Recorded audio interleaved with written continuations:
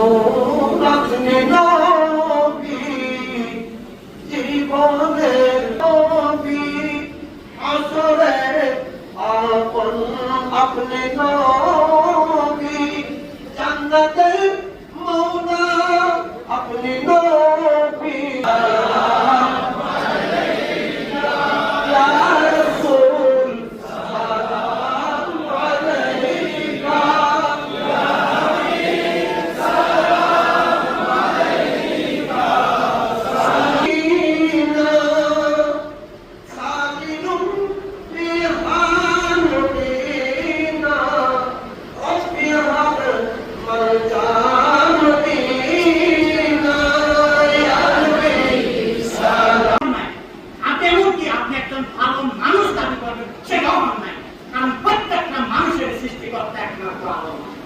প্রতিটা মানুষ অতক্ষণ পর্যন্ত মানুষ হিসেবে কবুল হবে যতক্ষণ পর্যন্ত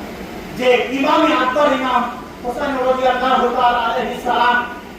যে কুরবানি শাহাদাতে কারবালার ময়দানে